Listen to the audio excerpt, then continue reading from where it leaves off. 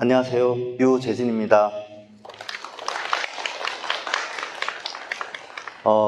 바쁜 와중에도 이렇게 시간 내주셔서 와주셔서 너무 감사합니다. 우리 아이들 아무래도 잘 되라고 뒷바라지 하시느라고 고생도 많으시고 속 썩는 일도 많으신데 오늘 이 시간만큼은 좋은 시간이 됐으면 좋겠고요. 유익한 시간이 됐으면 좋겠습니다.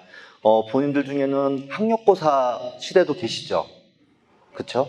네. 손은 안 드셔도 됩니다. 네. 그리고 수능 1세도 계시죠? 그쵸? 예. 그때 당시만 하더라도 정보가 중요하지 않았어요. 그쵸? 그냥 시험 봐서 성적 가지고 정보라고 하는 거는 배치표 큰 종이에 점수 나와 있고 대학과 학과 있어가지고 쭉 봐가지고 선 쫙 그어가지고 요 대학 간다 이렇게 그게 전부였던 시절이었습니다. 근데 지금은 어때요? 지금은 대입이 굉장히 복잡해졌고 너무 다양해졌고 정보 또한 어떻습니까? 굉장히 너무 많아가지고 홍수라고 할 수 있을 정도로 유튜브, 블로그, 그다음에 맘카페, 또 단톡방, 네. 그래서 또 어떻게 하더라, 했더라, 이런 이야기들을 듣다 보면 너무 많아서 공부하는 것보다 정보 찾는 게 더 어렵다는 얘기를 많이들 하십니다. 심지어는 그런 말도 있죠. 아이가 입시에 성공하려면 할아버지의 재력과 어머니의 정보력과 아버지의 무관심이 필요하다. 이런 얘기가 있는데 지금은 이제 그것도 옛날 얘기죠. 한 10년 전 얘기고 지금은 아버지의 정보력도 굉장히 중요한 시대가 됐습니다. 그래서 설명이라든지 컨설팅인데 보면은 아버님만 오신 경우도 있고 꼭 아버님하고 부모님이 같이 오신 경우도 굉장히 많습니다. 오늘은 이렇게 정보가 너무 많고 복잡하고 정보의 홍수인데 우리 설린인터넷고등학교 다니는 부모님한테 딱 맞는 정보만 제가 제공을 해서 단순하게 그리고 좋은 방향을 제시하고자 합니다. 좋고 아주 유익한 시간이 되었으면 좋겠습니다. 먼저 제 소개를 잠깐 하겠습니다. 여기 제 이름만 들어가지고 저 사람 뭐 하는 사람이야 이렇게 생각하실 수도 있을 거고 아니면은 지나가다가 저 잠깐 본 분도 계실지 모르겠는데요. 잠깐 제 소개를 하겠습니다. 저는 고려대학교 경영학과를 졸업했고요. 그리고 수학 올림피아드 지도자 과정을 수료했습니다. 딱 보시면 수학 강사했을 거다라는 생각이 좀 드시죠? 예. 대학교 4학년 한 학기 남겨놓고 고시 공부하는 중에 잠깐 학원에 문을 닫았다가 그 길로 그냥 쭉 학원에 있게 된 케이스입니다. 그래서 졸업하기 전부터 수학을 쭉 가르쳤고요. 그래서 중계학림학원, 그 다음에 목동 청솔학원의 대표 강사로 있었고요. 그리고 평촌 제2사관원에서 학원을 직접 제가 운영을 했고, 그리고 마포, 여기 예일학원 혹시 아시나 모르겠는데, 예일학원에서 15년 정도 대표원장으로 지냈습니다. 그리고 SH 입시연구소 소장을 했었고요. 그리고 중앙일보 입시 설명 강사로서 또 대치동에서 설명을 또 많이 하고 그랬습니다. 그다음에 의대 전문 소득 커뮤니티 컨설팅에서 또 근무를 했었고, 중앙교육 A+ 문제집 검토위원, 동아출판 수학 문제집 검토위원, 저서 이런 것들이 있습니다. 간단히 제 소개를 했습니다. 먼저 특성하고 지원가는 전형에 대해서 먼저 말씀드리겠는데요. 일단 수시와 정시가 있는 건 아시잖아요. 그죠? 수시는 9월 초에 원서 접수를 합니다. 9월 초에 원서 접수를 하고 그리고 12월 초에까지 해서 다 끝나요. 합격자 발표가 9월부터 원서 접수해서 빠르면 10월 말, 11월 막 계속 합격자 발표 나고 마지막에 12월 초까지 해서 합격자 최종 발표가 다 끝나고 나면 정시는 12월 말부터 원서 접수를 합니다. 그래서 수시는 몇 장을 쓸 수 있죠? 6장을 쓸 수 있죠. 그리고 정시는 몇 장을 쓰죠? 3장을 쓸 수 있습니다. 그죠? 근데 수시에 붙으면 정시를 쓸 수가 없어요. 그죠? 한 가지 주의사항이 뭐냐면, 내가 붙고 나서 등록을 안 하면 되지. 등록을 안 하면 떨어졌어. 내가 등록 안 했으니까 학교 안 다니는 거잖아요. 그러니까 그럼 내가 정시 지원을 할 수 있지 않을까?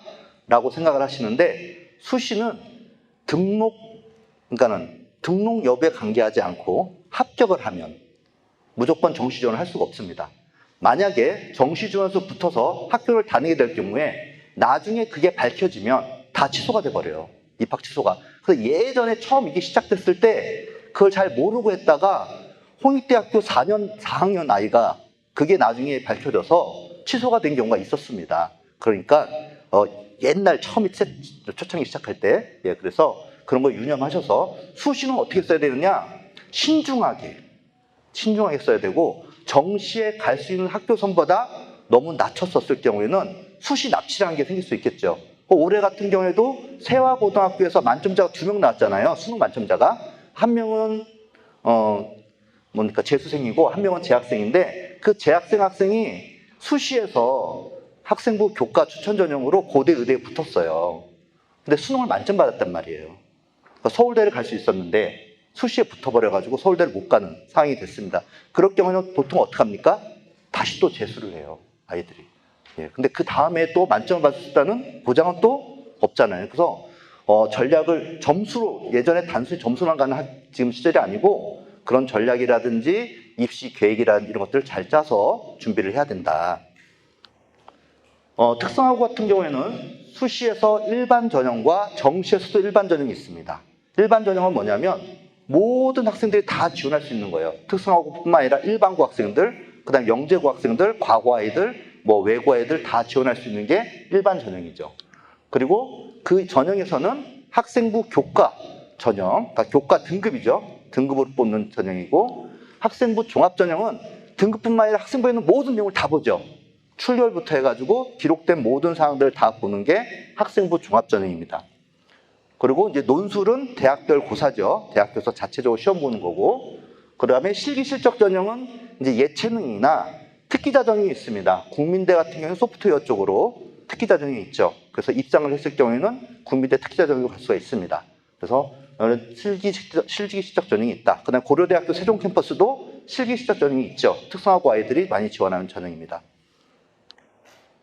그 다음에 이제 수능 최저학력 기준이 있습니다. 그죠? 수시에서도 수능 최저학력 기준이 있어서 보통 2합 5, 수능이 이제 국어, 영어, 수학, 탐구 이렇게 4과목에서 2합 5 받으면 되니까, 그러면 2, 3 또는 1, 4 이렇게 받으면 되겠죠. 또는 3합 7, 3개 합 7등급. 그래서 115, 그렇죠? 223 이런 식으로 받는다든지, 고대 같은 경우에는 학업 우수형에서 48, 4개 합 8 최저학력 기준이 있습니다. 평균 2등급이죠. 네. 그리고 정시에서도 마찬가지로 정시에서도 마찬가지로 학생부 교과 전형이 있습니다. 정시에서도. 그 다음에 학생부 종합전형도 있고, 논술은 없고요. 정시에서는. 그 다음에 실기시적 전형이 있고, 수능 일반 전형이 있죠. 네. 수능으로 이제 정시에서 많이 뽑고요. 그 다음에 또 한 가지 특별 전형이 있습니다. 그러니까 특성화고 아이들은 일반 전형도 쓸 수 있지만 특별 전형을 주로 우리가 많이 노리죠. 그 중에서 뭐가 있습니까? 특성화고 특별 전형이 있습니다. 일반적으로 다 알고 있는 사실이죠. 특성화고 일반 전형. 제가 프린트물에 특성화고 전형에 대해서 수시 정시 뽑는 대학교 그걸 딱 정리를 해놨어요. 그죠? 표로 딱 만들어서 인원수에 올해 입시에 대한 내용을 적어놨습니다. 참고하시면 될 것 같고요.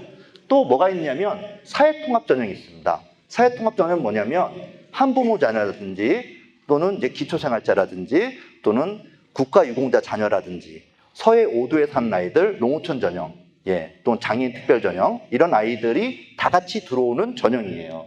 사회통합 전형. 이름은 학교마다 고른기회 전형이다 또는 기회균형이다 이런 식으로 해서 이름을 쓰기도 하지만 사회통합 전형으로 알고 계시면 되는데, 이 사회통합 전형에서 특성화고 아이들을 뽑는 대학들이 있습니다. 대표적인 게 성균관대죠. 성균관대 같은 경우에는 특성화고 전형으로도 뽑고 또 사회통합 전형으로도 뽑아요. 그래서 사회통합 전형에서 특성화고 아이들을 뽑고 있다. 그것도 제가 나눠준 프린트물에 사회통합 전형에서 특성화고를 뽑는 학교들을 또 쫙 정리를 해놨어요. 주요 대학교 위주로. 네. 참고하시면 될 것 같고요. 그 다음에 또 뭐냐면 재직자 전형이 있습니다. 재직자 전형은 뭐냐면 졸업을 하고 특성화고를 졸업한 학생들 중에서 3년 동안 취업하고 나서 그 다음에 다시 대학을 가는 케이스입니다.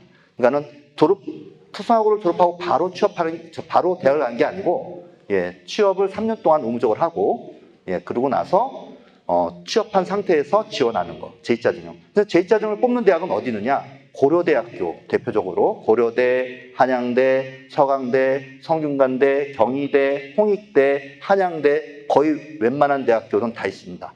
네, 서울대하고 연대 빼고. 네. 그리고 인원도 굉장히 많이 뽑아요. 뭐 한 200명씩 뽑는 대학들도 있고 300명씩 뽑는 대학도 있고 그렇습니다. 그래서 이런 전형들이 있기 때문에 이런 것들을 잘 활용해서 우리 아이가 뭐에 좀 집중해서 가면 좋을까 이런 것들을 좀 알아보는 시간이 됐으면 좋겠습니다. 저희가 지금 촬영을 하고 있어가지고 유튜브에 채널 올릴 거거든요. 그래서 혹시 뭐 영상 촬영 같은 거는 안 하셔도 괜찮고요. 필요하신 분들은 사진을 찍으셔도 될 것 같습니다. 네, 그다음 기준학과라는 게 있는데 오늘 1학년, 2학년 본인들 대상이라 해가지고 3학년 본인들은 기준학과를 아실 것 같은데 혹시 모르실까 봐 갖고 왔어요. 특성화고 전형으로 지원할 때는 기준학과가 중요합니다.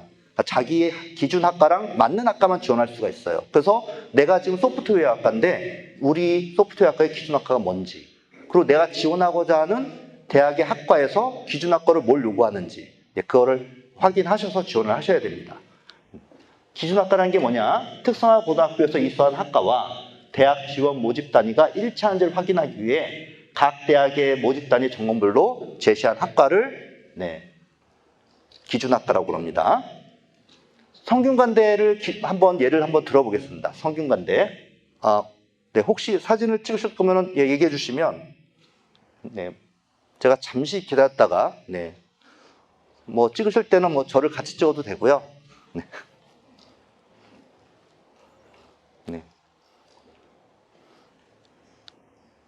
성균관대 모집단위 기준학과를 예를 들어서 샘플을 한번 보여드리겠습니다. 보면은 인문과학 계열, 사회과학 계열, 경영학에서는 기준학과가 경영사무과, 그 다음에 문화 콘텐츠학과입니다. 기준학과 이 학과들이 지원할 수 있는 거예요. 그리고 자연과학 계열, 전자전기, 공학 계열, 소프트웨어학은 문화 콘텐츠과 정보 컴퓨터과가 기준학과입니다. 그렇다면 우리 설린인고의 기준학과 뭔지 한번 볼게요. 기억을 좀 해줄 게 뭐냐면 인문, 사회, 경영은 경영사무, 문화 콘텐츠구나. 그러니까 문화 콘텐츠는 지금 다 있네요. 그렇죠? 문화 콘텐츠는 다 있어요. 그리고 정보 컴퓨터학과는 공학, 자연 계열 쪽으로, 그 다음에 경영사무는 경영, 인문학 쪽으로 이렇게 지원할 수 있다라는 거 기억해 놓으시고, 자, 설린인고 한번 보겠습니다. 설린인고 학과별 기준. 정보보호학과, 정보컴퓨터, 문화 콘텐츠. 그 다음에 소프트웨어, 정보 컴퓨터, 문화 콘텐츠. 그 다음에 IT 경영, 경영사무과, 정보 컴퓨터과. 그 다음에 콘텐츠 디자인, 문화 콘텐츠과, 정보 컴퓨터과. 자, 아까 성균관대 지원할 때 어떻습니까? 만약에 IT 경영학과를 볼까요? 경영사무하고 정보 컴퓨터이기 때문에 성균관대에 지원할 때 혹시 잊어버리셨나요? 다시 한번 보여드릴까요? 전부 다 지원할 수 있습니다. 그쵸? 그러니까는 설린인고 같은 경우에는 이런 학교가 별로 없어요. 특성화고에서. 기준학과가 이렇게 모든 학과에 다 지원할 수 있게끔 기준학과를 잘 만든 학교가 거의 없습니다. 그러니까 설린인고는 거기에 잘 맞춰져 있어요. 그러니까는 뭘 하든 간에 웬만하면 기준학과에 다 걸리기 때문에 내가 원하는 대학교에 지원하는데 지장이 없다. 이렇게 보시면 될 것 같아요. 자, 2026, 2027. 자, 2027년도는 고등학교 2학년 학생이 대학을 가는 해고요. 2026년도는 현재 고3 학생들이 대학을 가는 거예요. 그죠? 근데 현재 우리 그 대입 발표가 원래 예전에는 고1 애들부터 예고를 합니다. 예고를 하는데 지금은 그 예고가 제대로 되지 않고 있고요.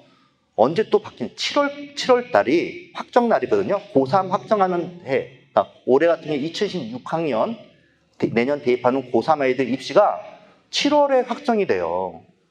예전에는 한 2년 전에 미리 예고해놓고 그 다음에 1년 전에 또 예고하고 그 다음에 그 해 초에 또 예고하고 그리고 7월 달에 해서 확정이 돼서 근데 그래도 일관성 있게 갔는데 지금은 예고는 해요. 예고는 하지만 확정되는 7월 달까지 지켜보지 않으면 안 돼요. 막 너무 많이 바뀌는 부분들이 있다 보니까 7월까지 확정해서 지켜봐야 되는데 지금은 다 뭡니까? 예고된 걸 가지고 이제 보고 말씀드릴 거고 그러면 2026학년도하고 2027학년도는 좀 약간 비슷하게 갑니다. 2018년도가 고1이죠. 고1 때부터 좀 많이 바뀌죠. 지금 예고되어 있는 거 가지고 제가 정리한 걸 같이 한번 보도록 하겠습니다. 자, 2016학년 현재 고3 학생들인데 올해 재학생 수가 굉장히 많다는 거 아시죠? 어느 정도 맞는지 한번 제가 이렇게 조사를 해봤습니다. 현재 요게 현재 대학교 2학년생 2024년도에 대학교 들어간 아이들인데 39만 8천 명. 얘네들이 인구 절벽이란 말을 만든 아이들이에요. 인구 절벽이란 말을. 그러고 나서 인구가 좀 늘었어요. 41만 2천 명으로. 현재 대학교 1학년이죠. 현재 고3 애들 45만 3천 명. 이때가 황금돼지띠라고 가지고 엄청나게 인구가 늘어났어요. 폭발적으로. 한 4만 명 정도가 지금 늘어났습니다. 재학생이. 그리고 현재 고2가 좀 떨어져요. 그렇죠? 그리고 현재 고1 아이들이 살짝 늘었습니다. 살짝. 네. 그런데 문제는 뭐냐면 그럼 전년 대비 재학생 수가 4만 명이 늘었는데 재수생은 어떻게 되느냐? 재수생은 작년에 18만 1,893명으로 수능 이후 21년 만에 역대 최고였습니다. 작년이. 재수생이 최고였어요. 그러면 올해는 19만 명에서 20만 명으로 저희가 예상을 하고 있거든요. 작년보다 10,000명은 최소한 는다. 재수생이. 그러니까 이 학생 수가 4만 명 차이가 아니라 5만 명, 6만 명 정도 차이가 나. 전년 대비 그 정도 차이가 날 것이다. 그렇다면 고2 애들은 어떨까? 고2 애들은 낀 세대, 마지막 세대예요. 그죠? 고1부터가 입시가 바뀌잖아요. 대입, 수능 과목도 바뀌고 내신 평가도 바뀌고. 그러니까 고1에서는 이 고3 아이들이 한 번은 재수하더라도 삼수하기는 좀 힘들 거예요. 그죠? 그래서 여기서 엄청난 학생 수가 증가했기 때문에 아마 이게 자연스럽게 여기로 많이 넘어갈 거예요. 그래서 역대급으로 제일 많은 또 재수생이 예상이 됩니다. 네, 그리고 고2 아이들은 심리적인 부담을 좀 느끼겠죠. 내가 재수를 할 경우에는 전혀 다른 과목을 공부해야 되거든요. 수능 과목이 바뀌었기 때문에. 예, 그래서 그런 부분에 대한 부담이 있어서 재수에 대한 부담을 느끼거든요. 그렇다면 재수가 여기서는 좀 줄어들 수는 있겠다. 이렇게 보여지긴 하지만 그럼에도 불구하고 재수생이 계속 증가하고 있는 추세이기 때문에 예, 그건 나중에 또 한번 지켜보도록 하겠습니다. 그 다음에 수학 탐구 과목에 대해서 필수 반영 폐지 대학이 증가하고 있다. 이게 무슨 말이냐? 자연과학 계열, 공학이라든지 네, 이런 쪽으로 지원하려고 그러면 수학에서 지금 미적분하고 기하를 선택을 해야 돼요. 네, 그리고 과탐이 필수예요. 현재 수능에서. 그런데 이게 작년부터 시작해서 없어지기 시작했어요.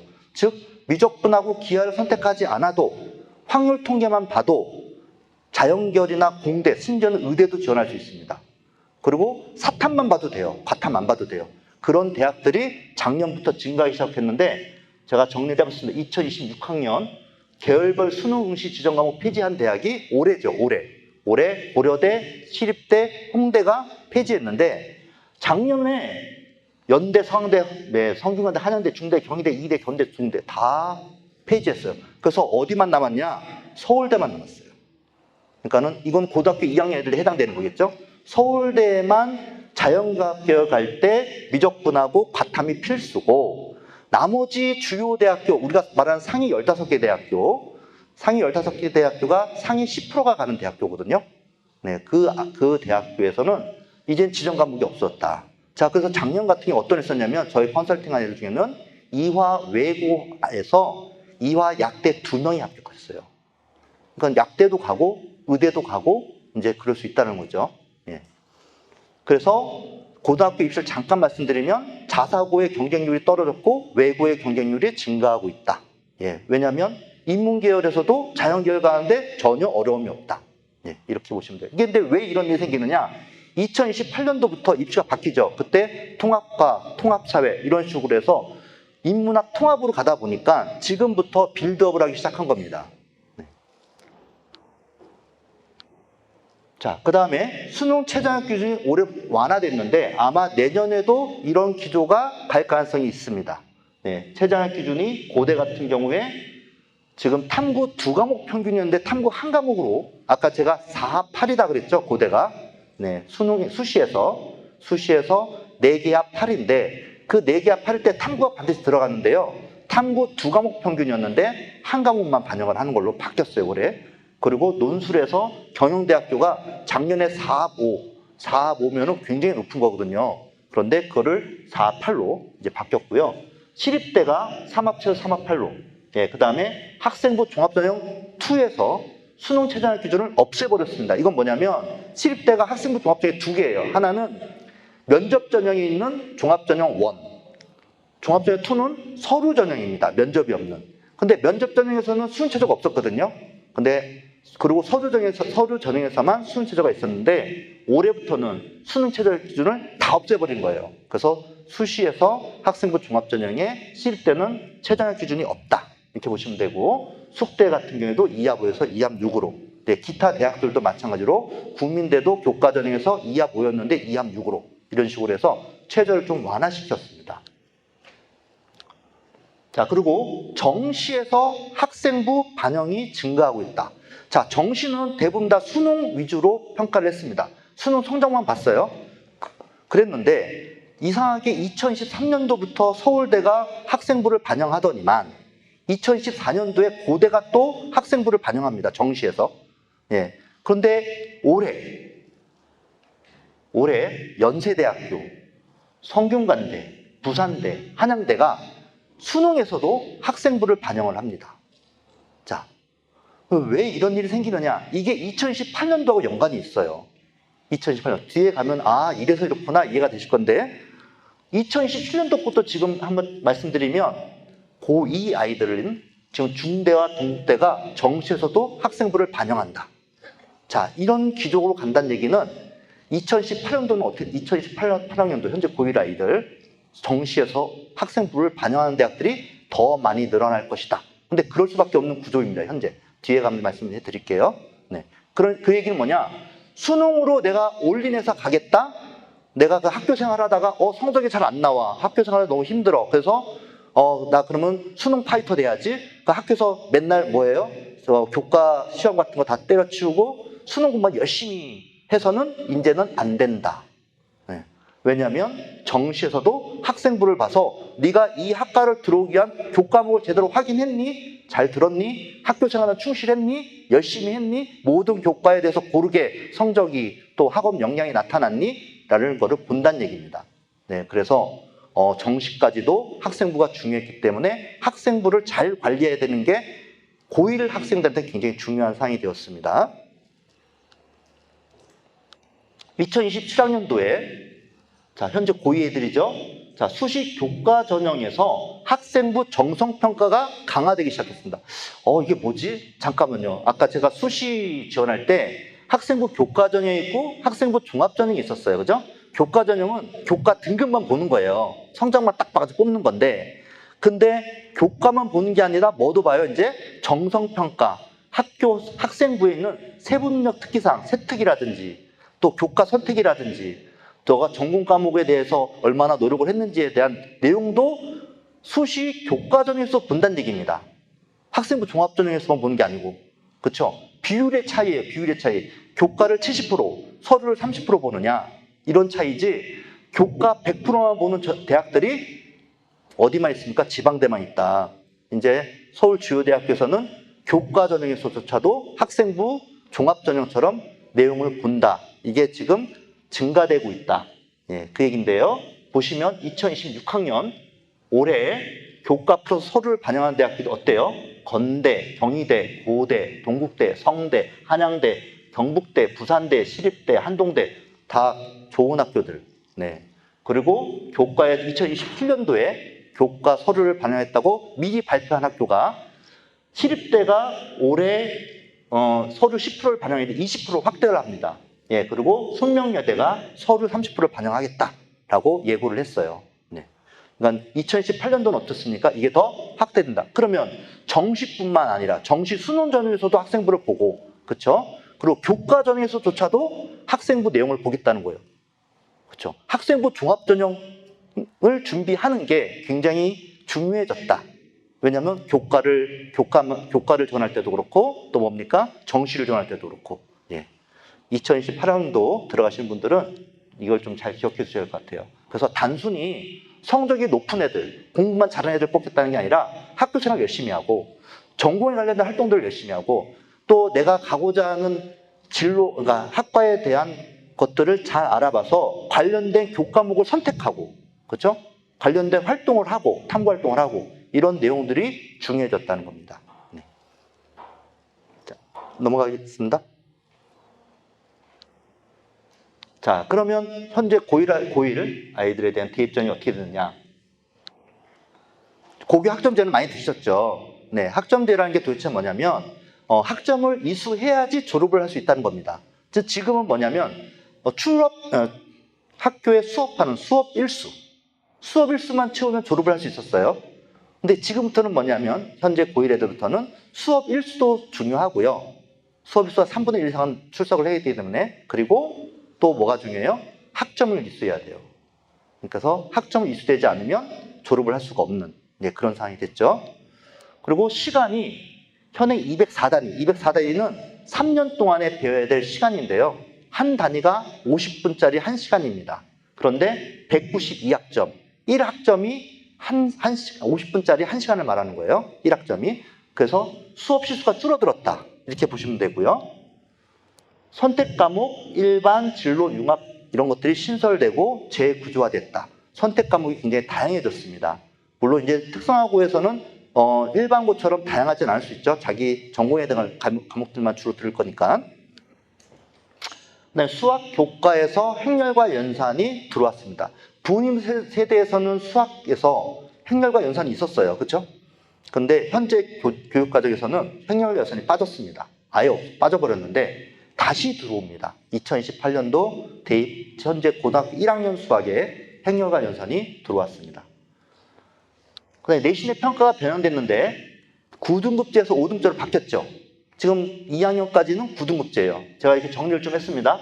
자, 1등급이 상위 4%, 2등급이 상위 11%, 3등급이 23%, 4등급이 40%, 5등급이 60%인데 이렇게 퍼센트로 보면 와닿지가 않아서 제가 100명 중에 4명이 1등급이라는 거죠. 그렇죠? 퍼센트니까. 100명 중에 11명. 그게 2등급. 100명 중에 23명. 그렇죠? 네, 3등급. 4등급은 100명 중에 40명. 5등급은 100명 중에 60명. 네. 학교에서 평균 받으면 5등급 나오는 게 정상인 거죠. 학교 평균 나오면. 네. 그런데 이게 5등급제로 바뀌어가지고 1등급, 2등급, 3등급, 4등급, 5등급제로 바뀌어요. 그러면서 퍼센트 비율이 바뀌죠. 1등급이 10%입니다. 2등급이 34%고 3등급이 66%예요. 예, 많이 바뀌었죠. 이러면서 어떤 일이 생깁니까? 등급이 변별력이 없어졌어요. 그렇죠? 그래서 제가 뭐라고 했습니까? 학생부 교과 전형에서 수시에서 교과 전형에서도 정성 평가를 한다. 서류를 본다. 내용을 본다. 학생부 내용을. 왜 그럴 수밖에 없는지 아시겠죠? 등급이 지금 이렇게 되면은 변별력이 약화됐어요. 그래서 지금 2026학년 2027학년부터 빌드업을 하는 거예요. 대학교에서. 네, 그리고 2028년도에는 많이 확대될 것 같죠. 교과 전형에서도 학생부 내용을 본다. 네, 등급이 변별력이 없어졌기 때문에. 자, 그리고 내신의 평가는 성적표가 또 바뀌죠. 절대평가가 A, B, C, D, E 중학교에서 절대평가를 했었죠. 네, 그 절대평가 그대로 가져오고요. 그 다음에 상대평가가 5등째에서 이렇게 성적표에 일반적인 교과, 보통 교과, 일반적인 국영수 이런 과목들은 원점수가 적히고요. 성취도 A, B, C, D, E 중에서 하나가 적히겠죠. 예, 그 다음에 석차 등급이 적힙니다. 예, 그리고 성취도 별 비율은 뭐냐면 A가 몇 %인지 B가 몇 %인지가 여기 적혀요. 그 다음에 과목 평균이 적히고 수강자 수가 적힙니다. 네. 그리고 사회과학 융합 선택 과목에서는 석차 등급이 빠져요. 그리고 절대평가만 쓰입니다. 그 다음에 체육과 예술, 과학 탐구 실험은 A, B, C로만 평가를 하고요. 교양 과목은 이수했다 안 했다, 패스, P, 예, 그것만 사용되고 전문교과, 특성화고에서는 전문교과가 굉장히 많죠. 네, 이게 특성화고하고 특목고 아이들 대상으로 이번에 바뀐 건데요. 그전에는 등급이 표시가 되지 않았습니다. 전문교과에서. 예, 근데 등급이 새로 추가됐어요. A, B, C, D, E 성취도 평가 플러스 등급도 들어간다. 이제 이렇게 되고요. 기존하고 달라진 큰 차이는 뭐냐면 표준 편차라는 게 없어졌습니다. 현재 고등학교 2학년 애들까지는 성적표에 보시면 표준 편차 점수가 적혀요. 평균하고 표준 편차. 표준 편차는 뭐냐면 아이들의 성적이 고르냐 고르지 않냐인데 편차가 클수록 공부 잘하는 애와 못하는 애의 격차가 크다는 얘기죠. 보통 일반고가 그렇죠. 그래서 표준 편차가 20이 넘으면 진짜 일반고예요. 찐 일반고. 네, 편차가 굉장히 크기 때문에 극상위권과 극하위권이 같이 있다는 얘기인데 편차가 작은 학교, 편차가 5 정도 되면 하나고나 용인외대부고 같은 전국자 사고에서 탑을 찍는 학교들이 표준 편차가 5 정도 됩니다. 그러면 여기 현재 2학년 아이들의 표준 편차는 한 15 정도 되거든요. 여기 설린인터고등학교가. 그러니까는 조금 그래도 괜찮은 학교다 이렇게 좀 보여줄 수 있는 게 15 정도 되면은 그래도 일반고 중에서도 그냥 좀 뭐 괜찮은 일반고 이렇게 보면 되고요. 편차가 한 10 정도 되면은 자사고, 네, 좀 괜찮은 자사고 이렇게 보고 있습니다. 그래서 편차를 통해 가지고 이 학교가 어떤 학교인지 아이들의 수준이 어떤지 이런 것들도 다 분석을 할 수 있는데 그걸 없애버렸어요. 그래서 고등학교 1학년 애들한테는 표준 편차가 제공되지 않는다.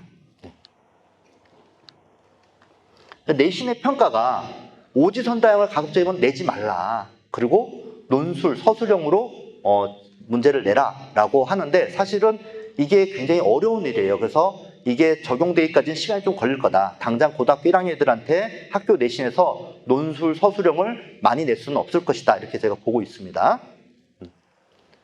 자, 그리고 수학 교과가 개정됐는데 2015년 현재 고등학교 2학년 애들은 수학 상하 1학년 때 배우고 공통 수학, 그 다음에 수학 1을 2학년 때 수학 1, 수학 2, 2학년 때 배우고요. 3학년 때 확통, 기하, 미적분 요거를 이제 배우게끔 되어 있어요. 예, 그런데 개정 교육과정 2022 교육과정이 바로 현재 고등학교 1학년한테 적용되는 수학 과정인데 공통 수학 1, 2로 이름이 바뀌었습니다. 이름이 바뀌었고 행렬이 추가됐고, 네, 그 다음에 수학 1이 대수라고 이름이 바뀌었어요.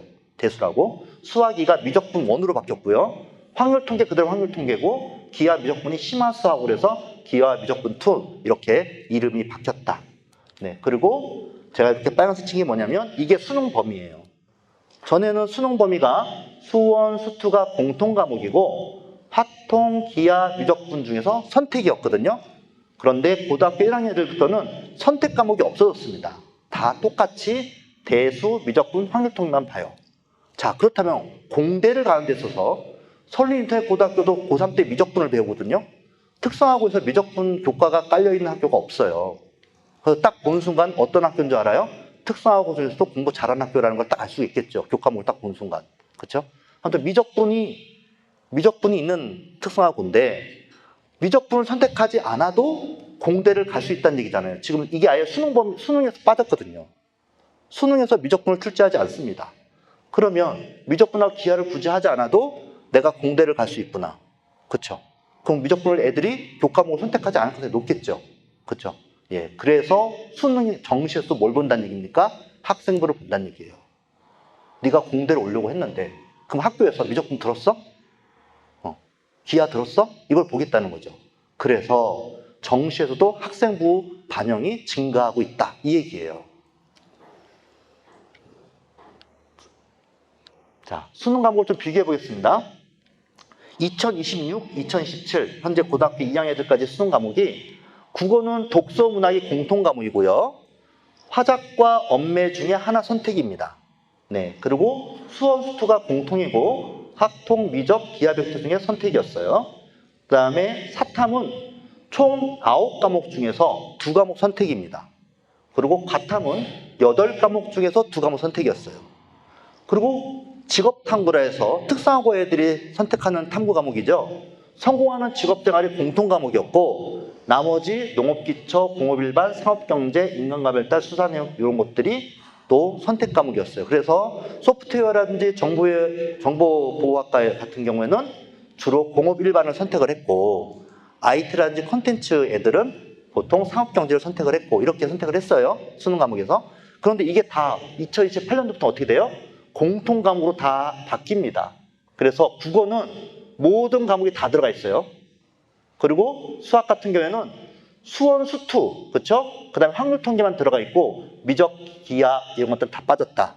그리고 사탐에서 요 9과목 다 없어지고 통합사회 1학년 때 지금 배우고 있는 과목입니다. 통합사회. 요번 중간고사 봤죠? 네. 그리고 통합과학 1학년 때 배우는 과학입니다. 통합과학. 이번 중간고사 봤어요. 그렇죠? 1학년 애들. 그리고 성공적인 직업생활이라 해서 다 없어지고 요 공통 과목만 지탐으로 남습니다. 네, 지금 이렇게 수능이 바뀌었다. 그래서 2학년 학생들 같은 경우도 재수를 할 경우에 이런 바뀐 과목들을, 요건 상관이 없겠지만 요 과목들이 바뀜으로써 약간의 부담을 갖게 되었다. 이렇게 보시면 될 것 같아요. 자, 2018년 입시 개편에 따른 전망입니다. 네. 지금까지 말씀드린 걸 잠깐 다시 한번 정리해드리면 수능과 내신 모두 변별력이 약화됐어요. 그죠? 예, 그래서 수시에서 뭐예요? 학생부 정성평가. 그 다음에 대학별 고사는 면접입니다. 면접하고 논술인데 면접이 강화될 것이다. 이렇게 보여줄 거고, 그리고 정시에서도 수능 성적 플러스 학생부를 본다. 네. 그리고 상위권 대학에서 지금 발표가 됐습니다. 2018년도 고1 아이들부터는 상위권 대학이라고 말한 건 주요 15개 대학을 말씀드립니다. 15개 대학이 어느 대학교냐면 서울대, 연대, 고대, 서강대, 성균관대, 한양대, 중대, 외대, 시립대, 이대, 건대, 동대, 홍대, 숙대. 예, 요 학교들, 이 15개 대학교가 정시에서 현재 몇 프로를 뽑냐면 42%를 뽑아요. 현재 정시에 42%, 수시가 그러면 몇 프로입니까? 58% 이렇게 뽑는데 2018년도 고등학교 1학년부터는 정시를 30% 줄입니다. 정시를 적게 뽑겠다. 수시를 더 확대하겠다. 지금 이렇게 예고를 했습니다. 네. 그러면 지방대는 어떠냐? 지방대는요, 정시를 한 명 뽑는 학과도 있어요. 다 수시로 뽑아요. 그 전국 대학교 비율을 보면 정시 수능은 20%, 그 다음에 수시가 80%예요. 네. 그러니까 지방대일수록 수시를 많이 뽑고 수시에 더 집중을 하죠. 왜 그럴까요? 수시 애를 뽑아놓으면 어떻게 돼요? 못 도망가니까. 네, 그래서 수시 애들을 많이 뽑으려고 그러죠. 정시는 갑자기 수시에서 못 뽑은 애들을 2월에서 네, 그렇게 뽑고 있습니다. 내 주요 대학교가 바뀌었다라는 거, 네, 이게 저희한테 굉장히 중요하죠. 자, 이제 특성화고 전형 모집에 대한 주요 사항들을 한번 말씀드리겠습니다. 먼저 전국에 있는 특성화고 특별전형 모집을 한번 보시면, 자, 이게 제가 3년치를 갖고 왔어요. 2014년도, 2015년도, 2016년도를 보시면 지금 두드러진 게 뭐냐? 일단 정원 내 모집 인원, 수시 모집 인원이 줄었구나. 많이 줄었네요. 그렇죠? 176명이 줄었습니다. 전년 대비. 그리고 정원 외 인원은 플러스 22 이렇게 늘었는데 정시 모집은 2명 정도 줄어가지고 전년 대비 156명이 줄었네요. 특성화고 특별전형이 156명이 줄었다. 감이 잘 안 오시죠? 어떻게 많이 준 것 같아요? 적게 준 것 같아요? 예, 그렇게 많이 준 건 아니에요. 왜냐? 일반 전형 있죠? 일반 전형이 1,300명이 줄었어요. 1,300명 중에서 1,000명이 수도권이에요. 수도권 대학에서 1,000명 인원을 줄였고요. 지방대가 3,000명을 줄였습니다. 학생 수가 감소하니까 점점 대학이 지금 5년 전부터 인원을 계속 줄이고 있는 추세예요. 매년 1,000명 이상씩 줄여나가고 있습니다. 근데 그거에 비해서 전년에는 49명을 줄였는데 올해 156명을 줄인 건 좀 많이 줄인 거긴 해요. 그죠? 전년 대비, 특성화고 대비를. 근데 전체적으로 봤을 때는 그렇진 않다. 근데 우리는 전국에 있는 대학을 보는 게 아니라 수도권 대학 갈 거니까 수도권 대학을 보는 게 좋겠죠? 수도권 대학은 제가 이렇게 전형별로 좀 인원을 정리해 봤어요. 그래서 학생부 교과 전형으로 365명인데 전년에 비해서 4명 정도가 교과 전형이 늘어났습니다. 그죠? 그 다음에 학생부 종합 전형은 11명이 늘어났어요. 그리고 실기시적으로 변동이 없고 그래서 인원이 15명이 수시 인원이 늘어났어요. 근데 정시는 어떻습니까? 정시는 이렇게 인원이 좀 줄었죠. 수능 인원이 16명 이렇게 줄어가지고 전체 인원은 줄지 않았다. 수도권에서 특성화고 모집 정원은 줄지 않았다. 아까 일반 전형은 1,000명 줄었다고 했잖아요. 수도권에서. 그거 보면은 특성화고는 그렇게 뭐 인원이 많이 줄지 않았네. 모집 인원이 똑같네. 그러면 나쁘지 않다. 이렇게 보면 되겠죠. 자, 우리는 또 수도권 대학만 보는 게 아니고 요거를 제가 전형별로 또 한번 비율을 보여드리려고. 이걸 왜 그러냐? 우리 애가 특성화고 전형으로 수도권 대학을 가려고 하는데 어떤 전형을 집중해야 되지? 그거를 좀 알려고 하시는 거예요. 그래서 교과 전형으로 30%를 뽑는구나. 그렇죠? 종합 전형 한 20% 뽑는구나. 그다음에 수능으로 한 49%. 그렇죠? 이 정도 뽑는구나. 그러면은 내가 수도권 대학을 가고 싶어. 그러면 수능을 생각을 해야겠구나. 특성화고 전형으로 한다면. 그리고 교과 신경 써야겠네. 종합도 신경 써야겠네. 이렇게 이제 볼 수가 있습니다. 그죠? 자, 그러면 수도권 대학을 목표로 하는 이고 우리가 지금 주요 대학교 상위 15차가 말씀드린 상위 15개 대학교를 다 가고 싶어 할 거예요. 여기가 10%가 가는 대학교예요. 여기 모집 인원이 상위 15개의 모집이 48,000명입니다. 신입생 모집 인원이. 그러면 전체 수능을 보고자 하는 애들, 수능을 보고 대학을 가고자 하니 몇 명이냐? 55만 명이에요. 55만 명. 그럼 보통 8.7% 됩니다. 네. 근데 애들이 뭐 점수 딱 맞춰가는 건 아니니까 잘 이렇게 해가지고 한 10% 정도. 그럼 상위 10%라면은 뭐 벌써 딱 뭐 중학교 때 몇 등 했는지는 잘 모르시죠. 근데 뭐 고등학교 때 이렇게 보시면 한 반에 뭐 20명이다. 그러면 2명 정도 뭐 이렇게 볼 수가 있잖아요. 그렇죠? 상위 15개 대학교 들어가는 게 그 정도구나. 이렇게 보시면 되는데 설리유택고등학교는 특성화고이기 때문에 제가 설리유택고등만 다시 또 주요 대학교 들어가는 인원을 분석을 해서 과연 설리유택고등학교에서 어느 정도 하면은 상위 15개 대학교를 갈 수 있는지를 오늘 알고 가실 겁니다. 네. 그래서 아이한테 똑바로 해라. 너 이렇게 하면 되겠냐. 그래도 이 안에 들어가야지. 그래야지 건대, 동대, 홍대, 숙대 간다. 이제 이렇게 말씀을 하실 수가 있겠죠? 네. 일반적으로 10%인데 설리유택고등은 어떻게 하는 건지 한번 비교해 보시면 더 재밌을 것 같아요. 자, 상위 15개 대학교 특성화고 아이들이 몇 명이 합격했는지를 제가 2년치를 분석을 한 겁니다. 잘 보이시나 모르겠지만 네, 서울대학교, 연세대학교 있는데 요 가로 안에 있는 퍼센트는 뭐냐면 전체 서울대학교 신입생 중에 특성화고 출신 아이들이 차지하는 비율이에요. 0.29% 차지한다. 네. 그러면 요렇게 된 거면 학생부 종합전형으로 2023년도에 5명 합격했고 2024년도에는 3명이 합격했고요. 정시선 11명, 8명 이렇게 합격해가지고 16명, 11명이 특성화고 아이들이 합격을 했다. 이거거든요. 요 빨간색은 뭐냐? 연대, 고대, 성균관대, 한양대, 서강대, 중대 이렇게 빨간색으로 표시한 거 있죠? 이 빨간색으로 표시한 거는 특성화고 특별 전형입니다. 특성화고 특별 전형. 그러면 요 검정색으로 있는 건 뭡니까? 여기는 그냥 일반 전형에 합격을 한 거예요, 애들이. 일반 학생들하고 대결해가지고, 예, 거기서 성적으로 합격한 겁니다. 학생부 내용으로. 그쵸? 또는 수능 성적으로. 그래서, 아까도 말씀드렸지만, 특성화고 애들이 특성화고 특별 전형으로 붙기도 하지만, 이렇게 일반고 아이들하고 일반 전형에서 붙어서 합격하기도 한다. 이 얘기고요. 자, 그 다음에 또 보시면, 이대, 경희대, 시립대, 동국대 보시면, 경희대가 이렇게 많이 뽑아주죠. 6%. 네, 동국대도 6%. 네.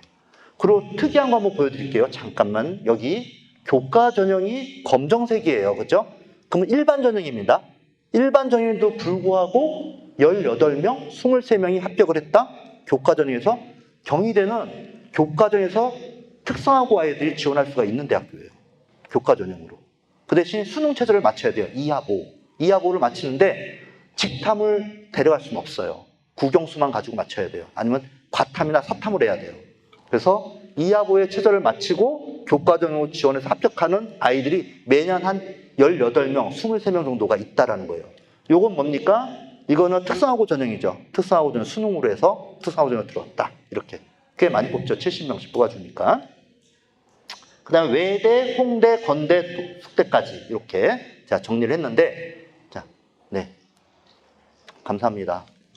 잘 찍어주세요. 네. 저도 같이 넣어주시면 감사해요. 됐나요? 네. 그 다음 거 한번 볼게요. 그 다음 거는 제가 이거를 정리를 했어요. 이게 너무 복잡하잖아요. 그렇죠? 그래서 정리를 해서 보여드리려고. 어떤 전형으로 상위 15개에서 특성화고 애들이 많이 합격했는지, 어떤 전형이 많이 합격했습니까? 정시가 압도적이죠. 53.7%. 그러니까 상위 15개 대학교를 지원하는 데 있어서 특성화고 전형을 가겠다. 특성화고 아이들이 간다 그러면 아무래도 정시가 상위 대학교는 그렇다는 거예요. 53%, 거의 54%에 육박하다 보시면 되고 교과는 미미하죠. 그리고 종합전형은 28.9%, 거의 30% 정도. 예. 그래서 학생부 종합전형하고 정시 준비로 상위 15개 대학교를 노려봐야겠구나. 이렇게 생각을 하셔야 될 것 같아요. 네. 자, 요거는 설리유택고등학교의 합격자를 제가 무려 4년치를 조사해서 갖고 왔습니다. 2022년도, 2003년도, 2004년도, 2005년도. 지금 요 장은 상위 15개 대학교 플러스 카이스트 유니스트가 들어간 거예요. 그러니까 상위 16개 대학교죠. 16개 대학교에 합격한 아이들의 인원을 보면 올해 합격한 애들이 무려 69명입니다. 네. 그리고 올해는 또 뭐도 의대도 있죠. 약대도 있어요. 아니 특성화고등학교에서 약대 들어가고 의대 들어가면 그거 반칙 아닙니까? 네. 근데 그런 아이들이 설린대고등학교에 올해 있었다. 그리고 2024학년도에는 46명, 2023년도에는 68명, 예, 그 다음에 44명. 신기한 거는 조금 줄었다, 늘었다, 줄었다, 늘었다 이런 케이스인데, 예, 올해 고3은 이걸 좀 징크스를 좀 깨는 걸로. 네. 네. 그리고 중상위권 대학도 궁금하실 것 같아가지고 우리가 못해도 서울에 있는 중상위권 대학 여기만 들어도 굉장히 잘한 거거든요. 일반고에서는 2점대 초반 애들이 붙는 대학교예요. 2점대 초반 등급. 네. 자, 숭실대, 아주대, 인하대, 국민대 해가지고 쭉 했는데 합계 84명, 네, 72명, 95명, 94명 이런 식으로. 네. 그래서 이걸 또 제가 또 정리를 또 했겠죠. 네, 정리를 또 했습니다. 정리한 거 보여드리면 2023학년도에 고3 학생 수가 265명이었고요. 그 다음에 2024년도에는 233명이었고요. 두 개 평균이 249명이었어요.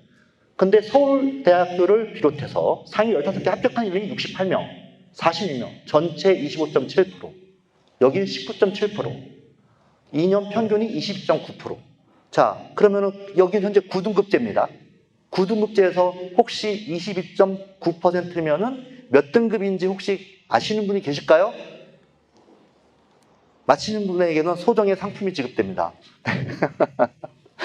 혹시 기억나세요? 제가 너무 아까 네, 네, 맞추셨어요, 어머니. 나중에 끝나고 가실 때 저기 그 책 한 권 받아가시기 바랍니다. 네.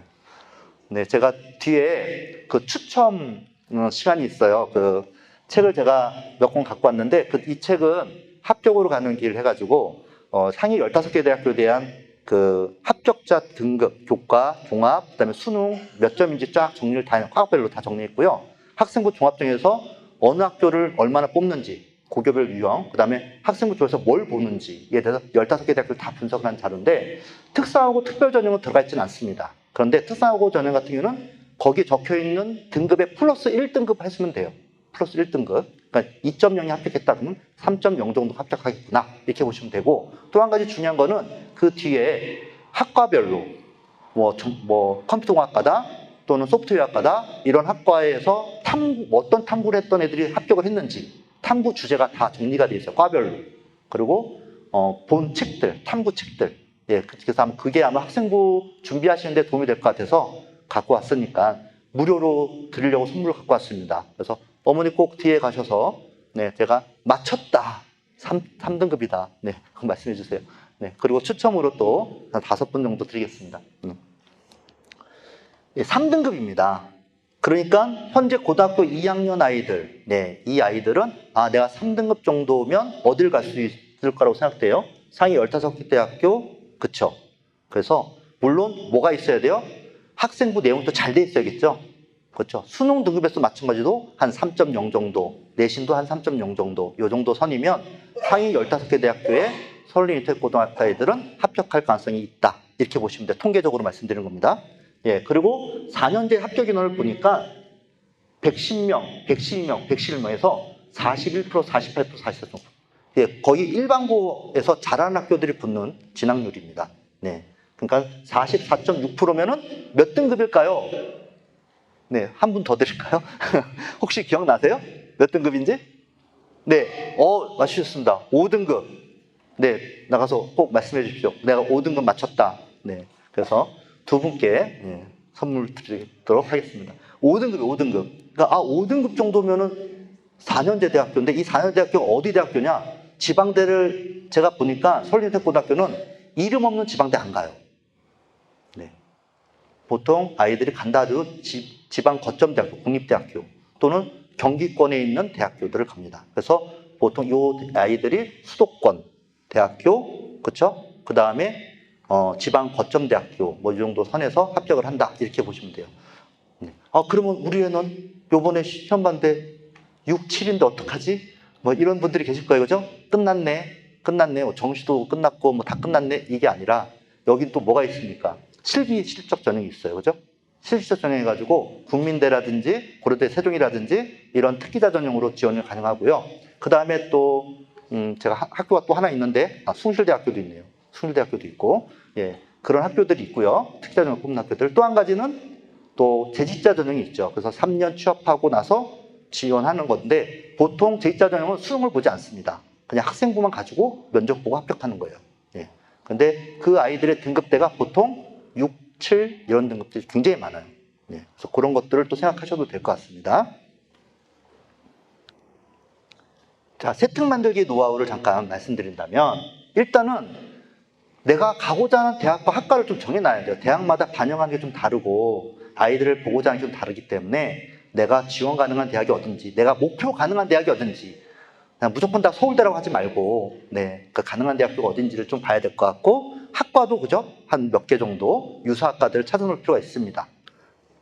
그리고 그 학과와 대학에 맞춰서 뭐 탐구 보고서라든지 주제 발표라든지 이런 걸 해야겠죠? 교과목 선택도 학과에 맞춰서 해야 됐고, 동아리 활동도 학교생활에 적극적으로 참여해야 됩니다. 학생부에 아이의 활동이 다 기록된 건데 그 학생부가 잘 기록되려면 아이가 즐겁게 학교생활을 해야 돼요.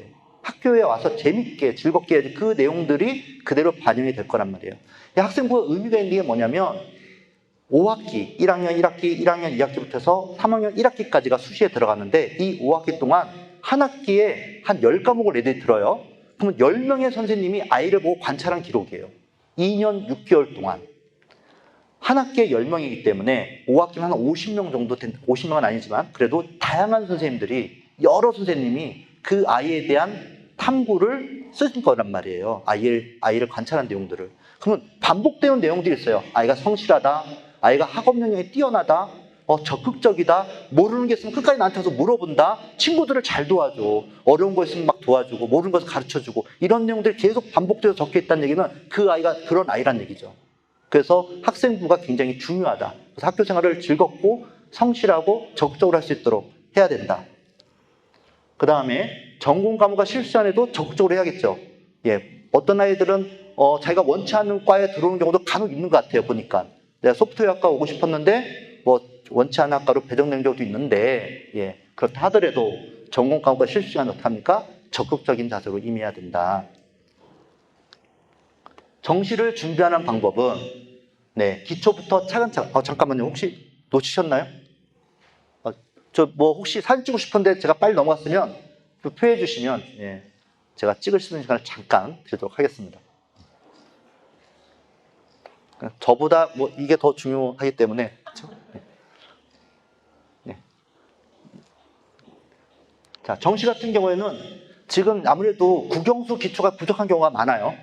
특성화고 아이들 아까쯤에 3.0 정도 등급만 나와도 상위 15개 대학교의 수능에서도 가능하다고 제가 말씀드렸잖아요. 3.0 등급, 정시에서 3.0 등급이면 인서울 할까 말까이거든요. 근데 특성화고 전형은 어떻습니까? 이렇게 갈 수 있다는 건데, 그럼 우리가 좀만 노력을 하면 예, 가능하다는 얘기 아니겠어요? 그래서 지금 1학년이라면 지금부터 다시 내가 중학교 기초 좀 부족해. 그럼 중학교 과정부터 차근차근 예, 준비를 하면 좋겠습니다. 그 다음에 교재를 여러 개를 보는 것도 좋지만은 한 권의 교재를 여러 번 반복하는 것도 좋아요.